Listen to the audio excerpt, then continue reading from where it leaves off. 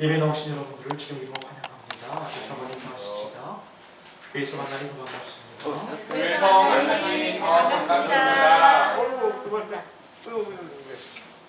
며느리. 네, 새로 오신 우리 분들이 계시네요. 우리 박수 한번 동의하십시다.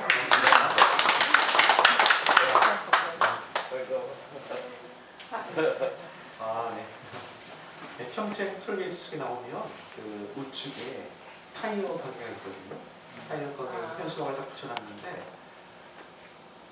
코로나는 코리아를 이길 수 없다. 이렇게 딱 써놨더라고요. 코로나는 코리아를 이길 수 없다. 네, 저는 이렇게 생각을 합니다. 코로나는 코람데오로 이길 수 있다. 네. 코람데오는 하나님 앞에서 살아가는 그런 삶의 모습을 말합니다. 네, 저는 조금 전에 대표 기도할 때 우리 김용국 집사님 기도하는데 참 가슴이 뭉클해지더라고요. 코로나는 하나님만이 이기실 수 있습니다. 없애실 수 있다는 그 믿음, 그 고백이 우리의 고백이 되어지기를 주의 이름으로 축원을 드리겠습니다. 네. 네, 삶에서 사회적 거리두기를 실천해 주시기를 부탁드립니다. 네, 사수절 기간을 지금 묵상하면서 보내시기 바랍니다. 우리 살아계신 하나님 말씀을 같이 봉독하죠. 열왕기상 3장 3절부터 15절까지입니다. 구약 성경 열왕기상 3장 3절부터 15절.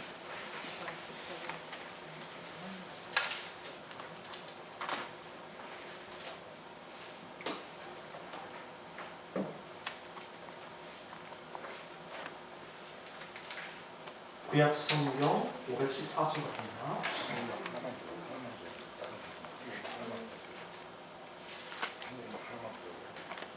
네, 3장 3절입니다. 우리 한 절씩 기도합니다. 솔로몬이 여호와를 사랑하고 그의 아버지 다윗의 법도를 향했으나 산간에서 제사하며 분양하였더라. 이에 왕이 제사하러 기도로 가니 거기는 산당이 크니라. 솔로몬이 그 제단에 1,000번제를 드렸더니 기브온에서 밤에 여호와께서 솔로몬의 꿈에 나타나시니라. 하나님 이르시되 내가 네게 무엇을 줄고 너는 구하라. 솔로몬이 이르기를 주의 내 아버지 다윗이 성실과 공의와 정직한 마음으로 주와 함께 주 앞에서 행함으로 주께서 그에게 큰 은혜를 베푸셨고 주께서 그를 위하여 이 큰 은혜를 항상 주사 오늘과 같이 그의 자리에 앉을 아들을 그에게 주셨나이다. 나의 하나님 여호와여 주께서 종으로 종의 아버지 다윗을 대신하여 왕이 되게 하셨사오나 종은 작은 아이라 출입할 줄 알지 못하고 주께서 택하신 백성 가운데 있나이다. 그들은 큰 백성이라 수가 많아서 셀 수도 없고 기록할 수도 없사오니 누가 주의 이 많은 백성을 재판할 수 있사오니까 듣는 마음을 종에게 주사 주의 백성을 재판하여 선악을 분별하게 하옵소서. 솔로몬이 이것을 구하매 그 말씀이 주의 마음에 든지라. 이에 하나님이 그에게 이르시되 내가 이것을 구하도다. 자기를 위하여 장수를 구하지도 아니하며 부도를 구하지도 부도 구하지 아니하며 자기 원수의 생명을 멸하기도 구하지 아니하고 오직 송사를 듣고 분별하는 지혜를 구하였으니 내가 내 말대로 하여 내게 지혜롭고 충만한 마음을 주노니 내 앞에도 너와 같은 자가 없었거니와 내 뒤에도 너와 같은 자가 일어나니 없을지라. 내가 또 내게 구하지 아니한 부귀와 영광도 내게 주노니 내 평생의 왕들 중에 너와 같은 자가 없을 것이라. 내가 만일 내 아버지 다윗이 행함같이 내 길로 행하며 내 법도와 명령을 지키면 내가 또 내 날을 길게 하리라. 솔로몬이 여호와의 꿈을 따라 이에 솔로몬도 여호와의 왕께 앞에서 번제와 감사의 제물을 드리고 온 신하들을 위하여 잔치하였더라. 여러분 밤에 잘 때 간혹 꿈을 좀 꾸시는지 모르겠습니다.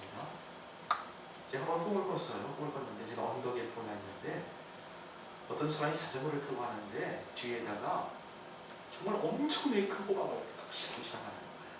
한 명두 명이 지나갑니다. 제가 그 꿈을 보면서 야, 나도 저 호박 내년에 심어야 되겠다 그 생각을 하고 꿈을 깼어요. 저는 이제 복권이라도 한 장 맞으려나 하고 그렇게 돼 있는데 복권은 고사하고 아무 일도 없는 것처럼 지나갔는데 얼마 후에 우리 강아지 누리가 새끼를 낳았어요. 강아지 2마리 시우기가 재우게 났습니다. 제가 태몽 꿈을 참 잘 꿔요. 우리 그 전에 같이 사역하던 이상동 선사님 자녀가 3명인데 그중 2명을 제가 꿈을 꿨어요. 정말 이상하게 꿈을 꾸더라고요. 여러 가지 꿈들이 있죠. 태몽도 있고 예지몽이라는 것도 있고 길몽도 있고 또 흉몽도 있습니다. 어떤 사람이 또 밤에 잠을 자다 꿈을 꿨대요. 근데 이 돼지들이 편을 나눠서 축구 시합을 하더라고요. 그러면 몇 명이죠? 축구팀이 11명이니까 22마리 돼지가 나오는 거예요. 이야, 대박이다 했는데 와! 함성 소리가 들리더래요. 딱 봤더니 관중이 다 개야. 개가 죽인 거야. 이 개꿈입니까? 이게 돼지 꿈입니까? 서도익이라는 분이 계시는데 그분이 칼럼을 쓴 것을 제가 읽어본 적이 있습니다. 이번에 신년 벽두에 또 꿈을 꿨어요. 근데 이 개 한 마리가 확 안기더니 막 자기를 막 이렇게 안기더라는 거예요. 근데 봤더니 개가 아니고 돼지야.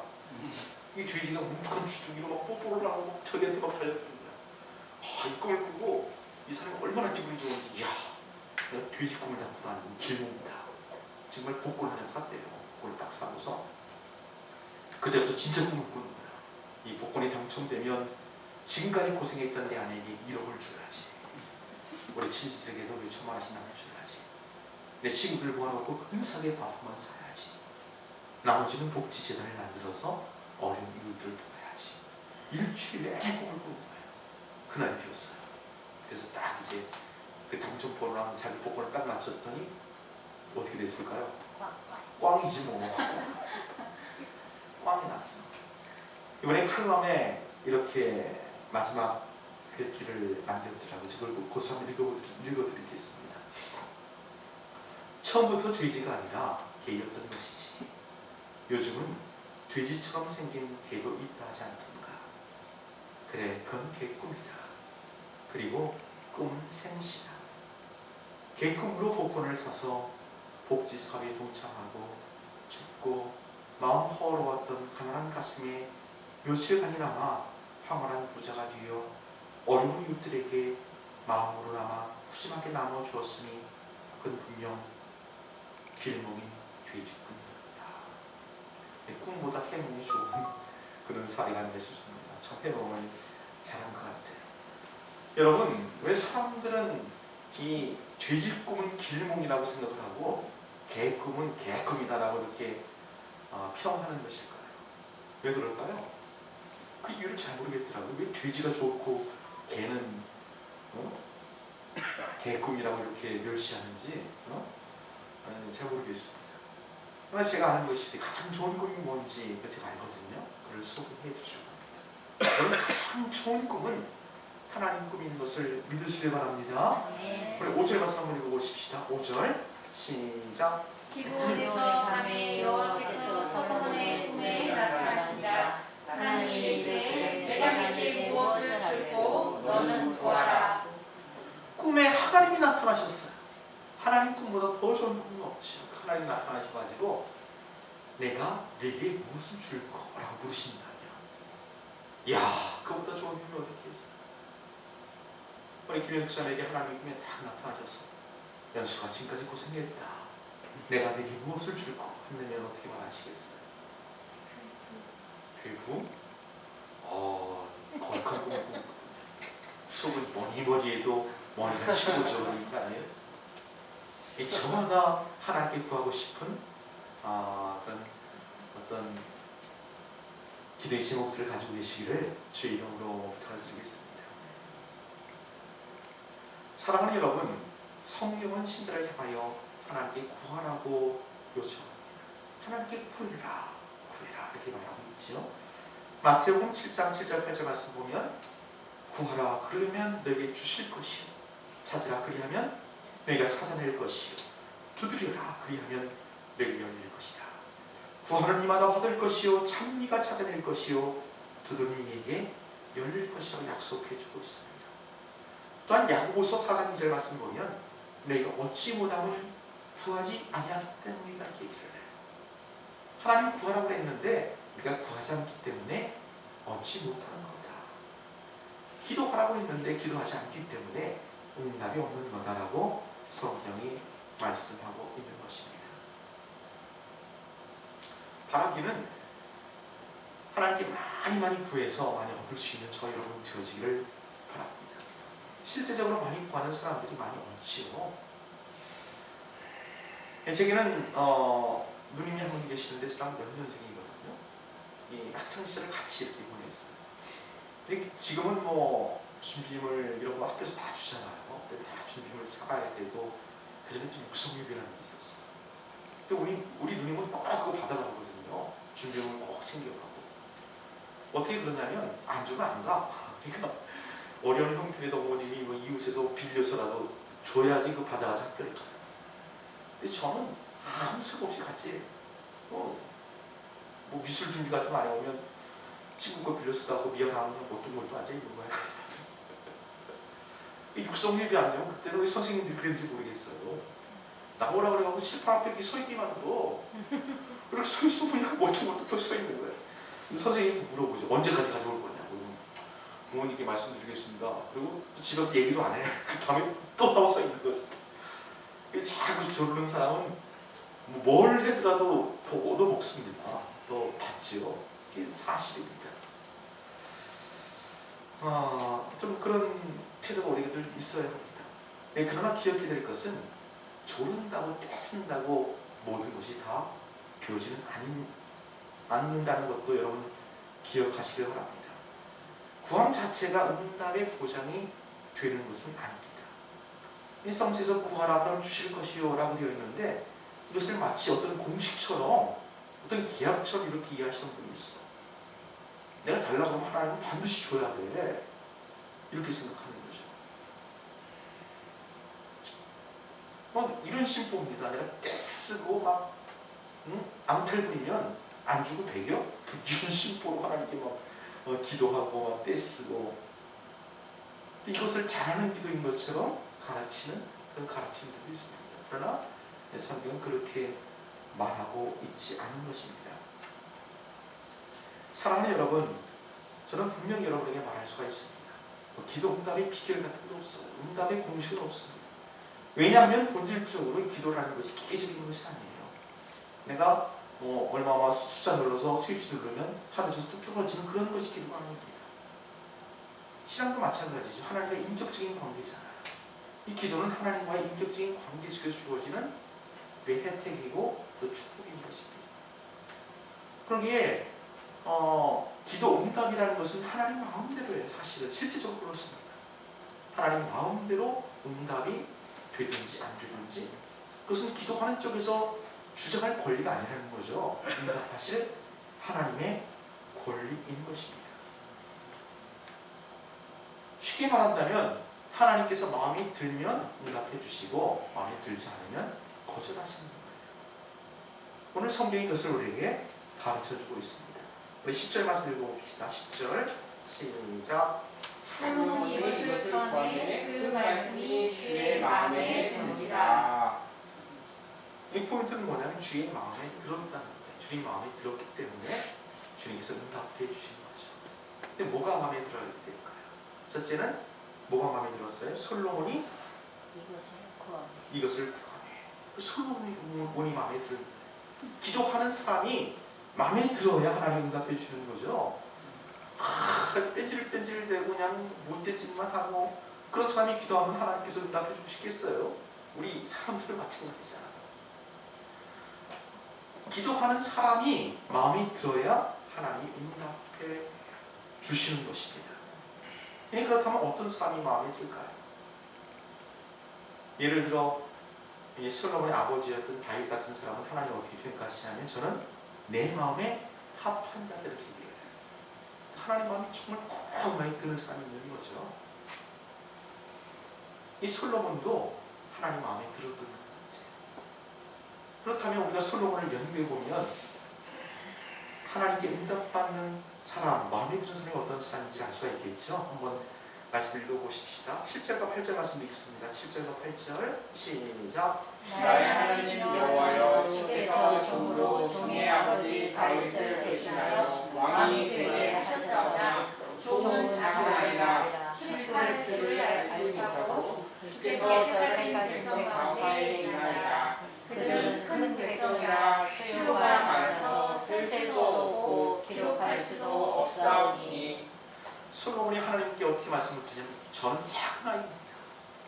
저는 숫자를 합일 수도 없습니다. 이렇게 지금 얘기하고 있어요. 그래서 다시 말한다면 그런 겸손한 사람이었습니다. 그럼 겸손한 사람을 하나님께서 기뻐하시는 거죠. 야고보서 4장 6절 말씀 보니까 그러나 더욱 큰 은혜를 주시나니 그러므로 일렀으되 하나님이 교만한 자를 물리치시고 겸손한 자에게 은혜를 베푸신다라고 말합니다. 하나님은 겸손한 자를 사랑하시고 그를 마음에 들어 하시는 거예요. 간혹 우리가 신앙생활을 하다 보면 기도 응답받은 것 가지고 자기가 커지는 사람이 있어. 내가 대단하다면 하나님이 대단하지 지가 뭐가 대단해. 근데 항상 우리 인간들은 자기 중심적으로 모든 것을 생각해요. 자기가 높아지려고 자꾸만 하죠. 하나님 앞에서 하지. 하나님이 그런 사람을 꼴불견처럼 여길 것입니다. 하나님은 겸손한 자에게 은혜를 주시고 그를 마음에 들어 하시는 것입니다. 그러니까 이 태도가 필요한 것입니다. 솔로몬이 이 고백을 할 때 그는 왕이었어요. 그럼 고대세의 왕은 천성천하 유전접존 아닙니까? 근데 그 왕이 하나님 앞에서 언제나 작은 아이였어요. 나는 연약한 사람입니다. 하나님의 도움이 필요한 사람입니다. 라고 그는 고백하는 겸손한 자세로 하나님을 구하고 있는 것입니다. 이것이 우리에게 필요한 줄로 믿습니다. 두 번째, 솔로몬은 하나님을 사랑하는 사람이었어요. 우리 3절 읽습니다. 3절 시작. 솔로몬이 여호와를 사랑하고 그의 아버지 다윗의 법도를 행하였으나 산 땅에서 제사하며 분향하였더라. 솔로몬은 겸손할 뿐만 아니라 하나님을 사랑하는 사람이었다라고 성경이 얘기합니다. 이것보다 하나님을 더 감동시키는 일은 없죠. 사랑하는 것보다. 사랑하는 여러분, 정말 사랑하는 사람한테는 모든 것을 다 해주고 싶습니다. 그렇지 않나요? 정말 그렇지. 이제 몇 주 전에 제 아내가 우리 아이들 둘을 데리고 우리 시오 중학교 가는 학용품 사려고 마트에 갔대요. 마트에 갔는데 우리 재우가 뭐 사달라는 얘기를 별로 안 하는데 그 마음에 드는 옷이 있었나 봐요. 아디다스인가 뭔가 그 후드티 6만 원이라. 그걸 딱 봤더니 집사람이 어이 6만 원?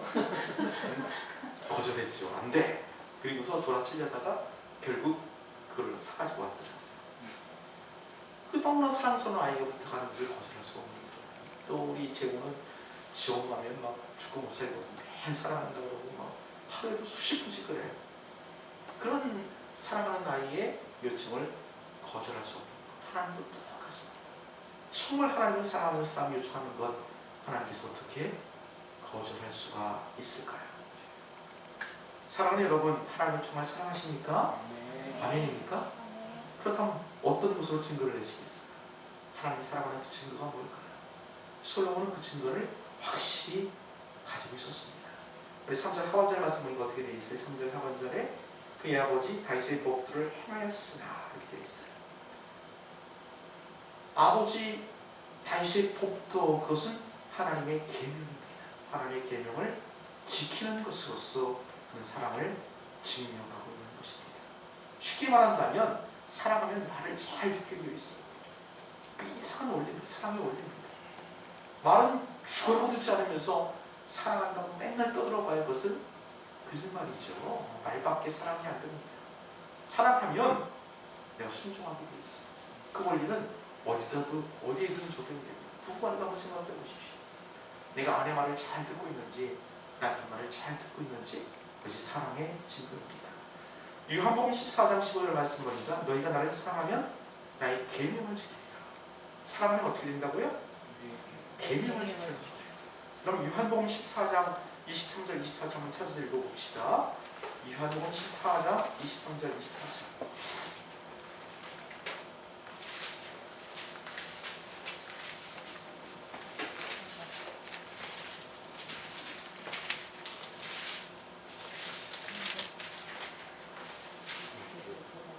23절 24절 읽습니다. 시작. 예수께서 대답하여 이르시되 사람이 나를 사랑하면 내 말을 지키리니 내 아버지께서 그를 사랑하실 것이요 우리가 그에게 가서 거처를 그와 함께 하리라.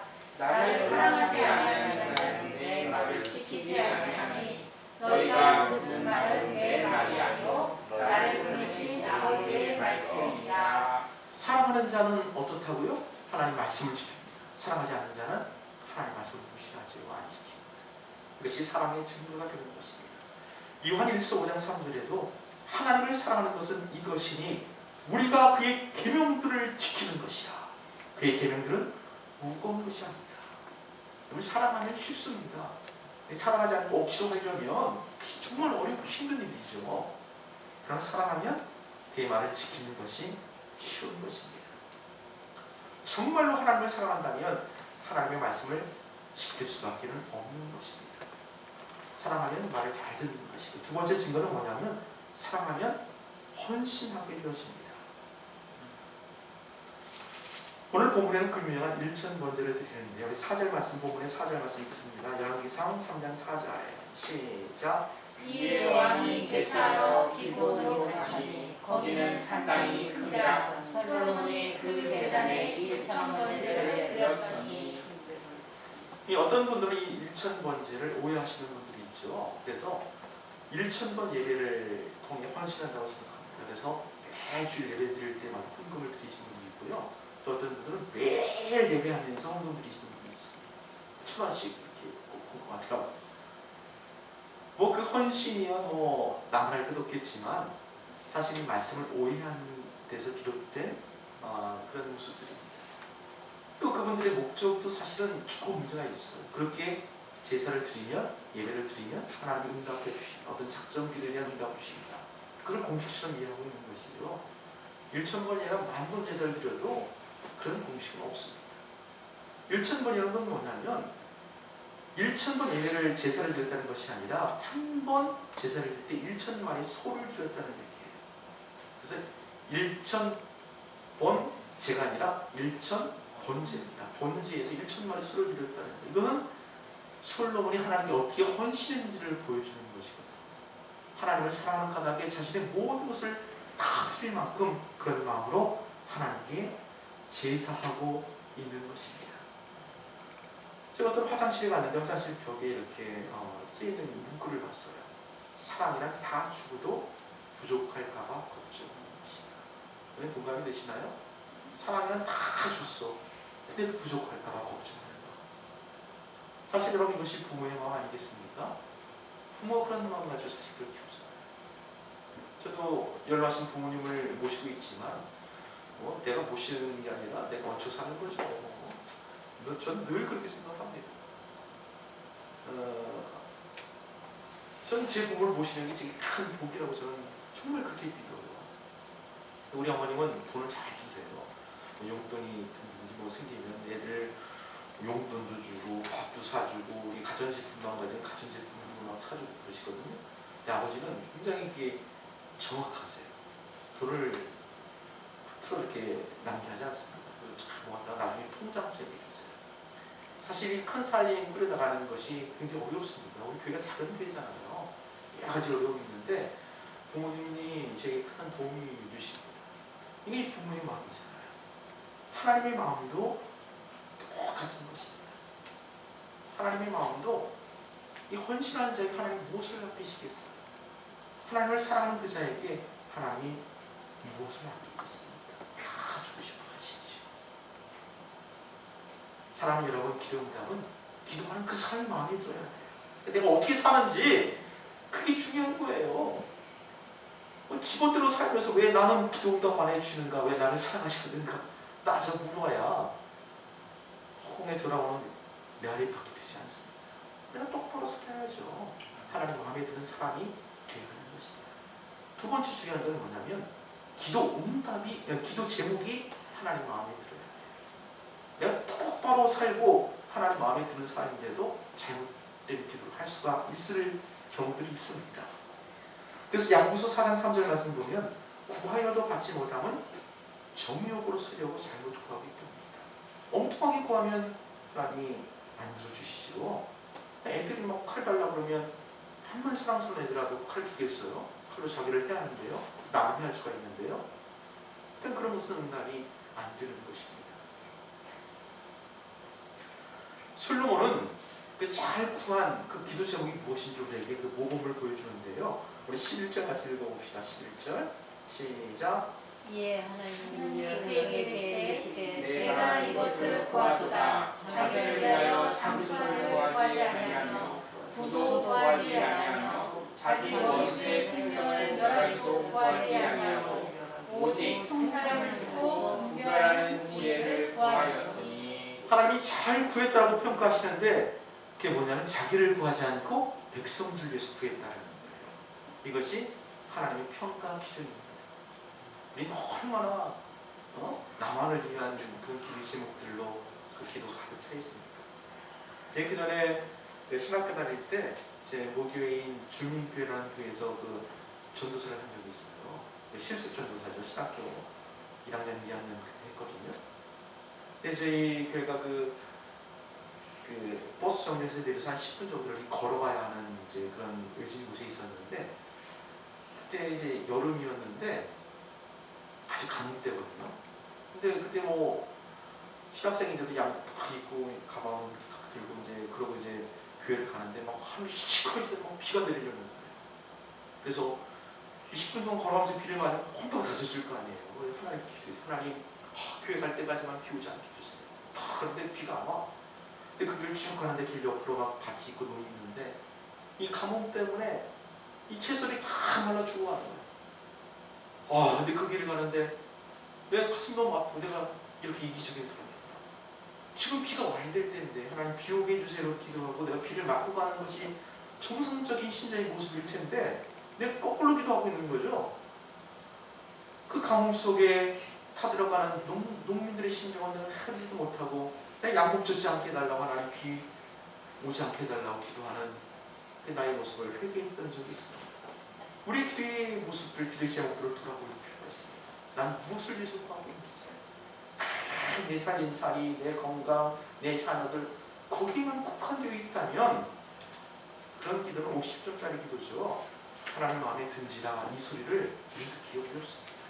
솔로몬처럼 백성들을 위하여, 이웃들을 위하여, 연약한 사람들을 위하여 기도할 수 있는 저 여러분 되어지기를 주 예수 이름으로 축원하겠습니다. 여러분 기억하시기 바랍니다. 기도의 응답을 받기 위해서는 하나님의 마음에 들어야 합니다. 기도하는 그 사람의 마음에 들어야 돼요. 그리고 그 하는 기도가 들어야 합니다. 사랑하는 여러분, 나는 왜 기도의 응답이 없는가 불평하기 앞서 나는 어떤 사람인가, 나는 어떻게 살고 있는가, 나는 어떤 기도를 하고 있는가 뒤돌아볼 수 있는 저희 여러분 되어지기를 주 예수의 이름으로 축원합니다. 기도 응답의 비결은 없습니다. 단지 기도 응답의 마음만 있을 겁니다. 기도하십시다. 살아계신 아버지 하나님 고맙습니다. 우리는 신앙생활을 참 이기적으로 할 때가